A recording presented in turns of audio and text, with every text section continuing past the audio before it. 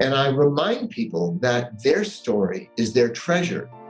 There's not a single story on the planet like your story, like our story. Each of us has a story that's never been exactly duplicated.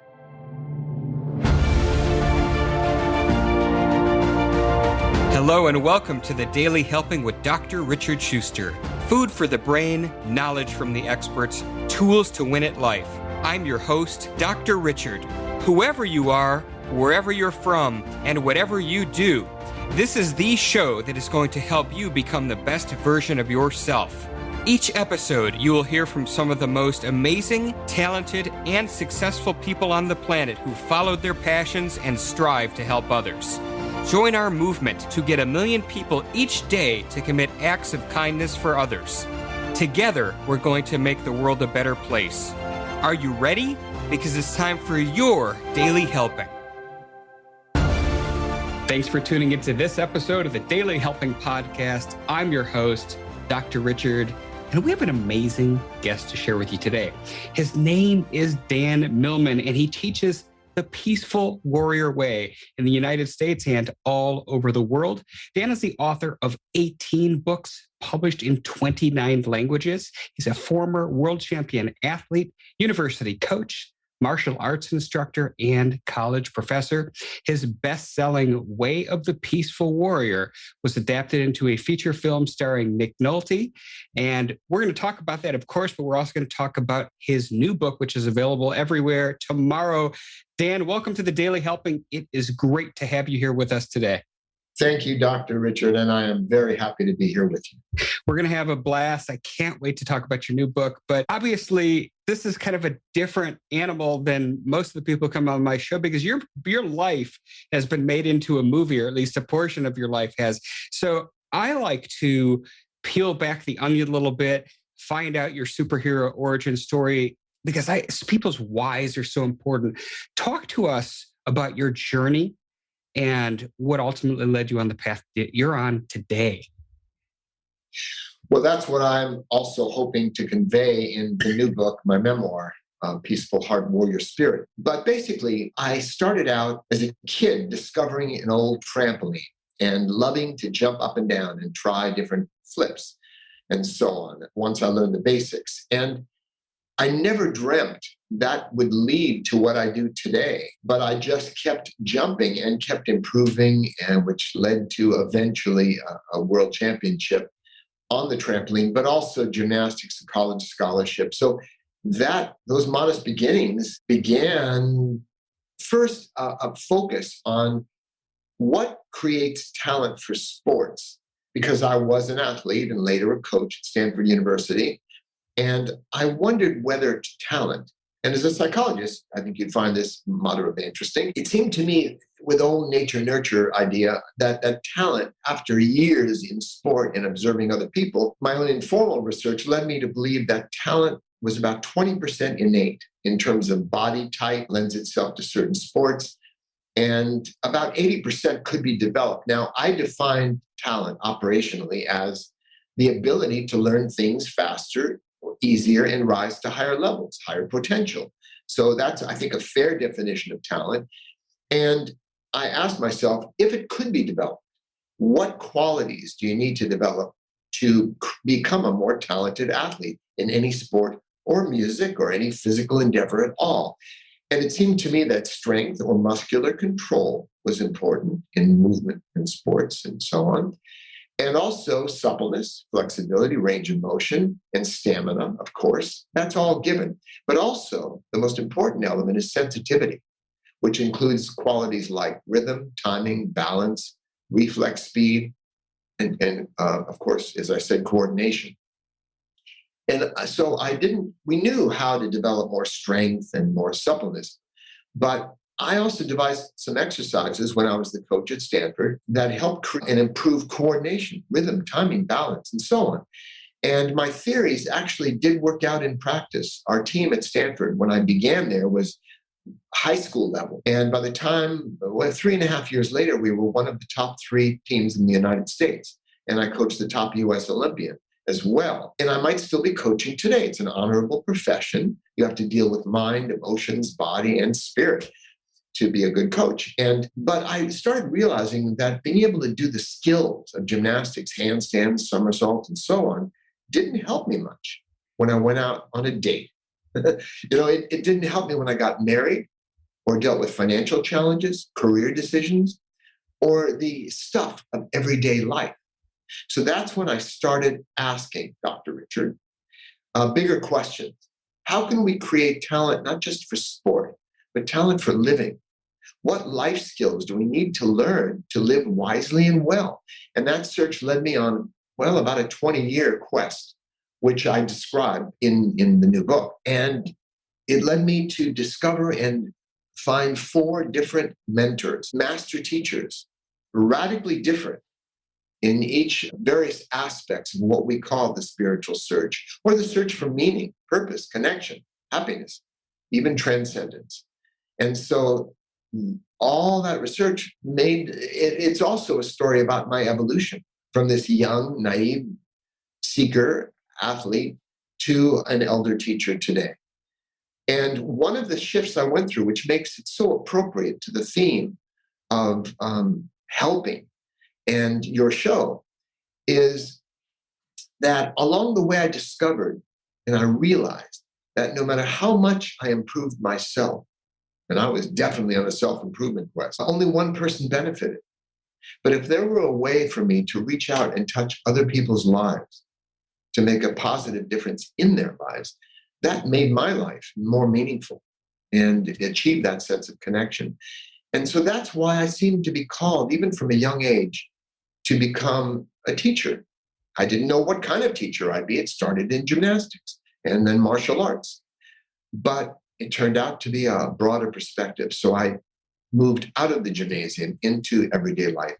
That's a long introduction, but that provides a context. Well, that was an outstanding introduction. I mean, there's a lot of ways we can go here. There's a couple of things that really stuck out for me because, yes, if you're a coach, it's obvious that you're a teacher, you're a developer, you're a mentor. But you described talent for living. And I want to talk a little bit more about, you said you did some research in that area.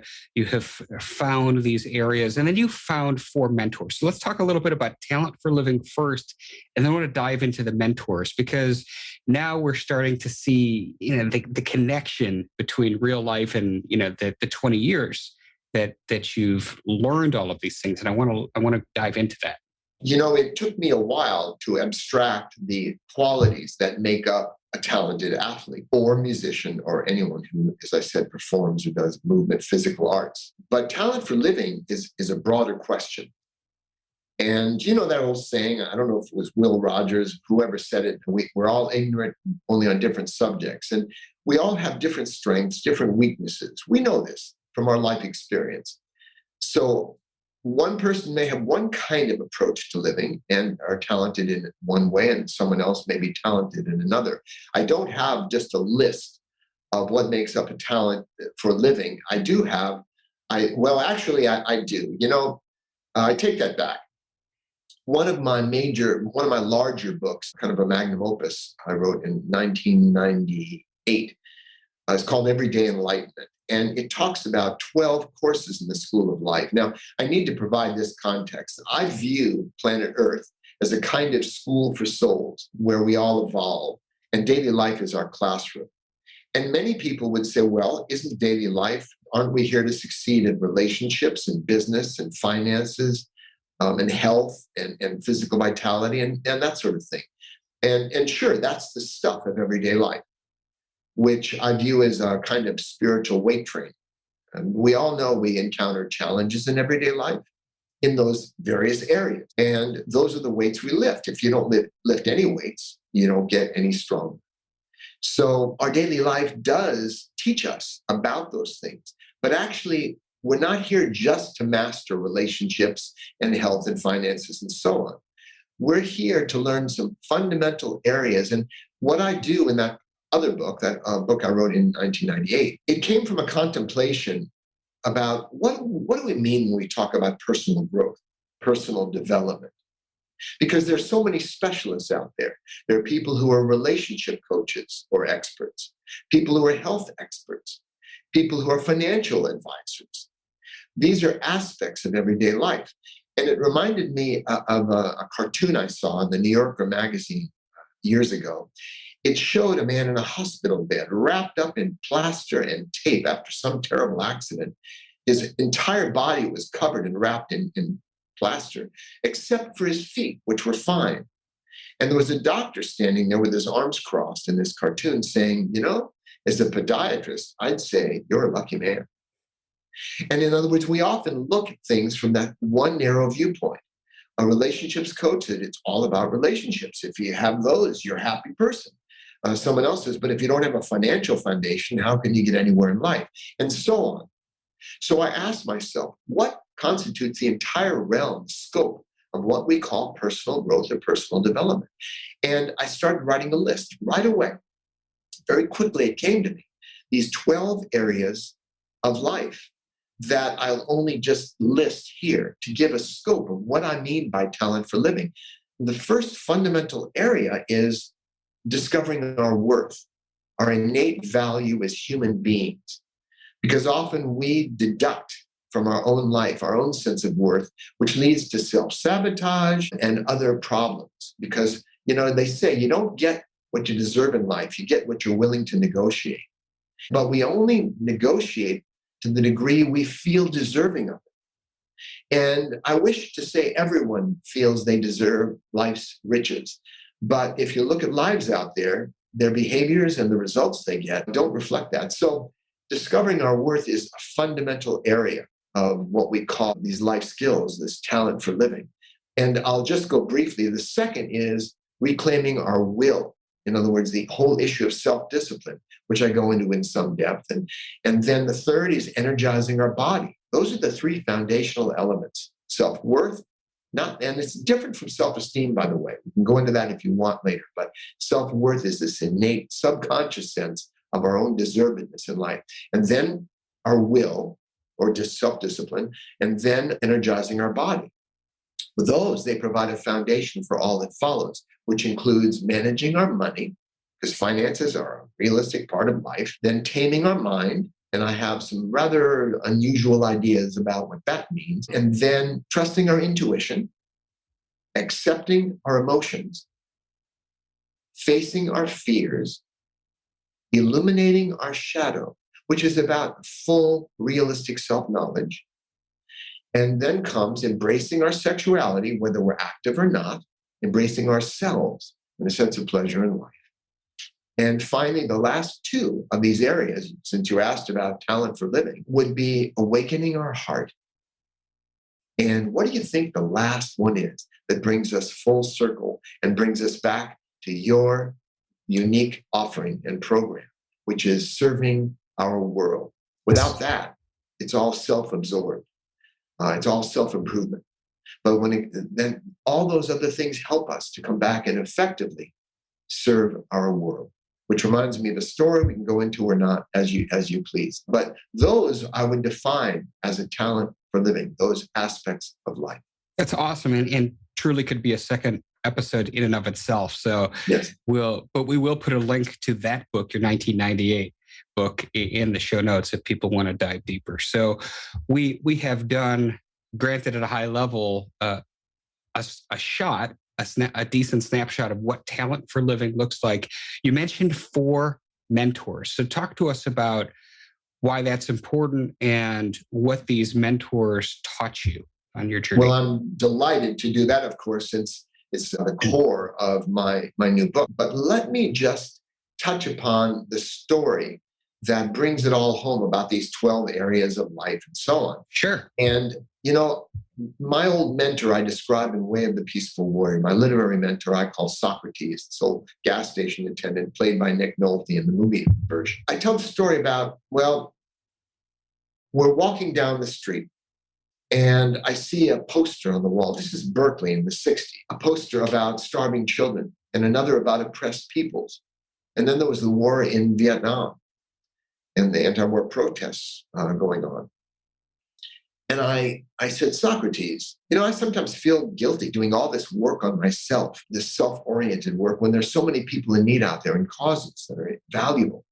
Shouldn't I be more active, doing things like that rather than just self-analysis and self-massage and self-this and self-development and so on? And he didn't even respond. And I said, Sock, did you hear what I just said? And he turned to me all of a sudden and said, Dan, I'll give you $5 if you can slap me on the cheek. And I went, what? Did you hear what I was just saying? What are you? And he said, come on, go for it. Well, I figured it was some kind of test. So I bobbed and weaved and finally took a swing at him. And I found myself in the next few moments on the ground in a rather painful wrist lock. And as he helped me to my feet, he said, you notice a little leverage can be very effective? I said, yes, I noticed, shaking out my wrist. And he said, well, you want to help people. That's great. Do what your heart tells you. But don't neglect the work on yourself so that you have the clarity to exert the right leverage at the right place at the right time. Then you can truly be effective in the world. And my life has been doing that ever since. And it helped resolve this bicameral issue about, do you help the world or do you work on yourself? Both. But work on yourself to the degree where you can be more helpful and do better work to exerting the right leverage at the right place at the right time. So I thought I'd share that since it's so appropriate to your show.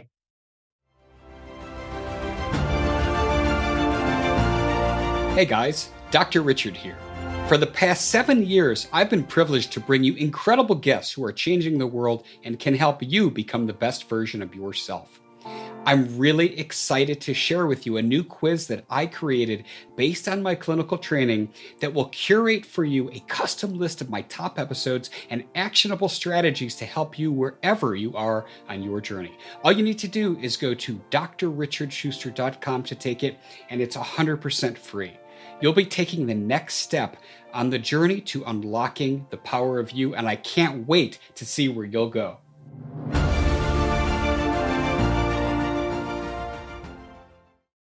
Beautifully illustrated. Thank you for sharing that. So now we've set the stage. Let's talk, which is really a core of your book, as you said. Let's talk for mentors. Right. And yes, the core of of Peaceful Heart Warrior Spirit, I go into my foundational elements, my childhood, and what prepared me for the work I was about to do. But I spent over 20 years working with one mentor, then another. And how I discovered them, it's a natural question. I think my commitment to share with others what I've learned opened me up somehow to this fortunate and challenging way of life that was to help me prepare for the work I was about to do. But the first mentor, by the way, these 4 mentors were radically different from one another, but together they constitute an approach to the entire, what we call spiritual quest. So the first mentor I call the professor. The second is the guru. The third I call the warrior priest. And the fourth, the sage. Now, these were real people. I mean, I have readers of the book will be able to access a web link that shows their pictures, the books some of them wrote, their backgrounds, and I go into that in the book as well. But what's important is what they represented, each of them. So I use these archetypal names, but I, of course, identify them in the book. The professor created a school unlike any other on the planet. And I'm somewhat familiar with the history of spirituality, the various traditions around the world. And he ended up, through his own rather fascinating story, creating a school that reflected a global heritage of spiritual traditions. So he wasn't just a Zen teacher, a Buddhist, a Christian, or a Jew relying on the Kabbalah and Hasidic wisdom. He had embraced and studied the entire global heritage, the Sangomas of Africa, the indigenous peoples, the curanderos of Latin America and Central America. And after this study, he created a school combining 50 different kinds of meditation to explore the range of meditation, what it was for different purposes. Deep breath work, which is the interface of the emotions and the mind, body. Various contemplations, principles, models, levels of consciousness, doors of the psyche, releasing tension. I go into all this in a very clear way in the book, of course. But I wanted to summarize. This is what he did. He was the professor, the headmaster of a rather unusual spiritual school. And so that's all I'll say for the moment about the professor, because I want to contrast him with the guru. Now, in Peaceful Heart, Warrior Spirit, of course, I go into what attracted me to each of my mentors. And I hope to seduce, in a way, the reader so that they go, wow, I wish I'd done this. It must have been incredible for Dan to experience all this training. But at the same time, I'm also going to tell why I ended up moving on and leaving this approach to the spiritual quest to enlightenment. And by the way, the professor had promised, after an intensive 40-day training, about 10 hours a day, with group process accelerating our evolution and deep insight work and group kind of experiences, he promised enlightenment. That was the whole goal of the school, pristine illumination, what is promised in many of the spiritual traditions. But I grew disillusioned for reasons I go into in the book eventually, even though it was a very, classical, brilliant school. And then I discovered an American-born guru, a spiritual teacher, spiritual master, if you will, who went to Stanford University, Columbia undergrad, then got a master's in English and became a prolific writer, brilliant writer, who impressed people like Alan Watts, who said, I've been waiting for such a one my entire life, who impressed Ken Wilber, maybe you've heard of him, who was a scholar on various spiritual and psycho-spiritual traditions. They both had huge, enthusiastic endorsements of this particular teacher, the guru. But his approach was quite different from the technology of the professor, the spiritual practices and exercises to produce certain results. And his relationship was the classic enlightened master who would just sit with his devotees and radiate spirit or God, the divine. And he was transparent to the divine reality. So his thing was a relationship where we surrender to the divine through this wise teacher. And I spent nearly 8 years with the guru. My wife, Joy, and I, she's been with me throughout this journey. And in fact, Joy weighs in my memoir. She has commentaries that she offers in the book. So the guru had a very different approach, radically different. He said, I'd rather beat you with a stick than tell you to meditate your way to enlightenment. He was a radical teacher in the crazy wisdom tradition. And so I was on and off. I was a student and devotee in a way of this master, going up to the sanctuary every day or every weekend for many, many years, sitting with him, doing a guru seva, which is service to the guru, and enjoying very different kinds of teaching from transcendent wisdom, from a man who claimed to be at the highest point of enlightenment. But I learned other lessons of a different kind from him in a process of disillusion over time. But that didn't take away from the brilliance of his writings and his teaching and his presence. And then, to make it a little more brief, I was done with teachers. I had the two highest teachers you could find from, as far as I was concerned, though there are hundreds and hundreds of teachers, ancient and modern, that other people have experienced, of course. But then through weird circumstances, I discovered the man I call the warrior priest, who was a brilliant martial arts instructor, but also a master of metaphysical ideas, who had some gifts, some intuitive gifts, let's say. Some call it clairvoyance, but demonstrated. And he ended up launching, in a sense, a different kind of teaching career for me. I had not taught really much other than gymnastics to this point in time, but he gave me some tools to begin to inspire me to write again. I hadn't written a book after Way of the Peaceful Warrior for 10 years. But after meeting this particular teacher, the warrior priest, I began to write again. And one book after another, year by year, about the three selves from the Kahuna teachings of Hawaii, articulated in a certain way. I started doing life purpose work.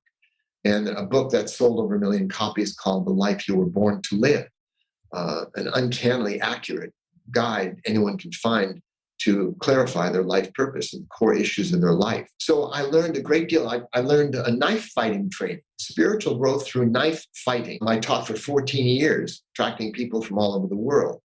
So he gave me some wonderful tools that I expressed in my own way and ended up writing, I had 20 pages of notes from a series of lectures he gave. I ended up writing over a 400-page book, again, called The Life You Were Born to Live. So that in itself could be another episode together. And much of my work has dealt with life purpose, to clarify that, because, to live a purposeful life of clarity is not so easy. But it was a tool for self-knowledge. And finally, after this, I was done again with teachers. What else could I do? I was teaching myself. And then, though, again, through some odd circumstances, synchronicity, if you will, I came upon the sage who brought me back to earth and everyday reality in a different way. So, there's a saying, an old Zen saying that I think I related in my first book, Way of the Peaceful Warrior, that at the beginning of the quest, rivers are rivers and mountains are mountains.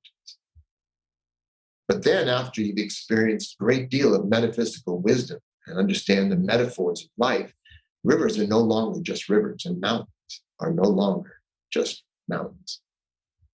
But finally, at the end of the quest, when you return to the world, rivers are rivers and mountains are mountains. So he brought me back to that reality that allowed me to express myself in a way I hope that is more direct, simple, jargon-free, purpose, moment-to-moment focused. So that's a long speech, I suppose, but that gives you the information about that I can summarize here about these four mentors who adventures with I, of course, express in the new memoir. And of course, it's always challenging, Dan, to compress 20 years of your life and 200 pages into a format like this. But, I don't want to speak for everybody who's listening to this, but I know I'm not going to seek out a warrior priest to learn knife fighting from anybody. And I don't imagine how many people listening to this are going to grab their knives and start doing that. So, we've talked there's been a lot of esoteric knowledge and lessons that you've learned over the years. I'm going to kind of, gun or I guess knife to your head, put it together in a way that if somebody's listening to this right now, what are the tangible lessons that somebody should be taking from your book that they'll gain and some of the practical applications into the daily life, their daily lives that they're going to get from reading this book? Well, that's just the point, as you well expressed, Dr. Richard. Some people launder money. I launder spiritual teachings. So very few readers or people are going to go through the experiences over 2 decades that I did. And so my work is not about trying to synthesize or summarize esoteric teachings. I've brought it back to daily life, to the here and now, in practical, actionable terms. And so what this book is about, people, memoirs, unless you're a celebrity, why would people necessarily want to read a book about my life? We all have a unique story to share and to live. And I remind people that their story is their treasure. There's not a single story on the planet like your story, like our story. Each of us has a story that's never been exactly duplicated. And each of our stories has moments of heroism, quiet heroism, of courage, of overcoming adversity. So why my story? Why would I want to write that down except for a few friends and relatives? Because as I attempted to do in a semi-fictional book, Way of the Peaceful Warrior, I'm now doing through this true story behind the story, which is to convey some essential wisdom about the search. And we're all searching for something, whether it's enlightenment or a better job or relationship or more money and so on. Because this quest for happiness is universal. I would say we're all on a spiritual quest, whether we would use that term or not. We're all seeking something. And at the end of every search is the promise of happiness. One of the best things about going to college, and I point this out in the book as well, that the best thing about going to college is you find out it doesn't make you happy. Although there are people who never went to college who say, if I'd only gone to college, I'd be happy. If only I had an improved relationship, I'd be happy. If I'd found my soulmate, if only I'd had children, I'd be happy. If only I hadn't had children, I'd be happy. If only I made more money, I'd be happy. If only I traveled more and experienced more. If only when I'm retired, I'll be happy. If only I got more respect. Until we find out there's no such thing as future happiness. The future never comes. It's always in the future. We're either happy now or we're not. And one of the things I learned, one of the many things from my mentors is happiness is not just some giddy feeling we feel. We know what that's like, but it doesn't last. Happiness is a practice, is a discipline. And what is that discipline? How do you practice happiness? How do you radiate it in everyday life? Well, we all know what it's like to be very happy. We've all had moments of happiness. Aren't we more expansive, more present, more kind when we're feeling happy than when we're unhappy? So it's a discipline of bringing that to life, of focusing on behavior rather than on trying to fix our mind and emotions, to have only positive thoughts or just the right emotions of confidence and peace and love so we can go out and live well. So finally, ending with the sage, I focus now on behavior, purposeful behavior in the moment, no matter what I happen to be feeling. Now, emotions are very important, but an emotion-centered life is chaotic because emotions change all the time. So this behavior of happiness as a practice, as what we do, that is one of the many life lessons that I learned. But also, it's a cautionary tale about the quest for spirit. The search only reinforces the sense of dilemma that sent us seeking in the first place. So rather than be an inveterate, chronic seeker of things we feel we don't have, there's a point where you come to rest in everyday life and embrace and accept our lives as they are, even as we improve. So this is some of the insight and wisdom that I learned through my teachers that I express in my own way. So I'm not teaching the professor's work or trying to be the guru or just teaching the warrior priest's work. By the way, since you mentioned that knife training, I have very little interest in knife fighting. The odds of my having to do that are extremely small. Many of us have philosophical objections as well. That training was the most profound insight training, and if you will, spiritual training that allowed me to make some fundamental shifts in my life because the knife gets our attention. By the way, we worked with rubber bicycle handles, not steel knives. Nobody got hurt in the training, but it brought up stuff on a final test. I don't teach it anymore. After 14 years, it was so intense. Some other people may teach things like that now. The point was, he was an adventurer, the warrior priest. And the sage finally was a perfect endpoint. If I'd had these teachers in different order, I don't know if that would have happened. But that's through my quest. I want to bring readers with me so they gain perspective about the spiritual surge, the quest for happiness, and all that. Beautiful. And that is the larger lesson and the theme that justifies my writing the book and perhaps other people reading. Beautiful. And a perfect segue to the last thing I want to ask you, is we are at time, and this has been really enlightening. I ask everybody who comes on my show, Dan, as you know, their biggest helping, and that one most important piece of information you'd like somebody to walk away with after hearing our conversation today. What I'd like to leave your listeners with, and again, what I also convey in the book, because I went through a phase of no longer trusting myself. I had to put all my faith in the guru or in the professor's wisdom and so on. And I finally came to rest with this note.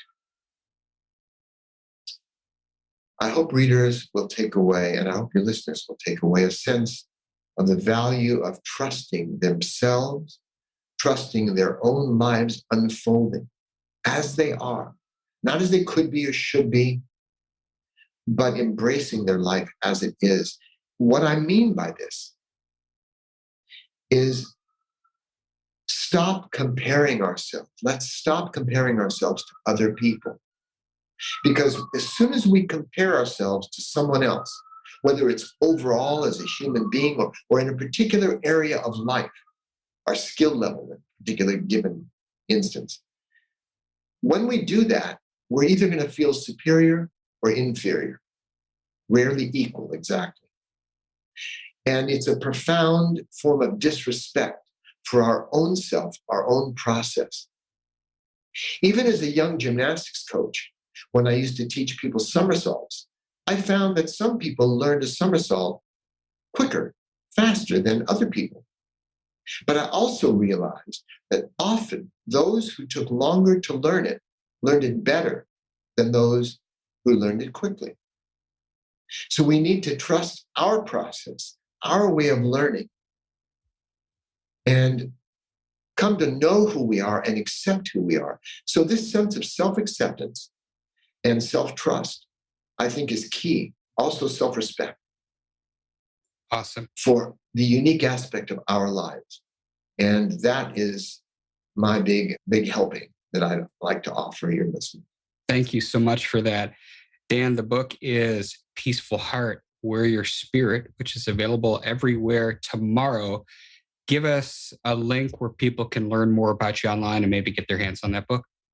Sure. Yeah. Anyone can go to peacefulwarrior.com. We're all peaceful warriors in training in the School of Daily Life. So peacefulwarrior.com, and they can find the book there or online platforms. Fantastic. Dan, this has been illuminating, to be sure. You've got years worth of wisdom packed into this book. I can't wait to read it. Thank you so much for coming on the Daily Helping and sharing a bit of your journey with us today. Dr. Richard, I'm so pleased to have the chance to converse with you today. Absolutely. And each and every one of you who chose to take time out of your busy days to listen to this, thank you as well. If you like what you heard today, go give us a follow on Apple Podcasts and leave us a 5-star review, because that is what helps other people find the show. But most importantly, go out there today and do something nice for somebody else, even if you don't know who they are, and post it in your social media feeds using the hashtag MyDailyHelping, because the happiest people are those that help others.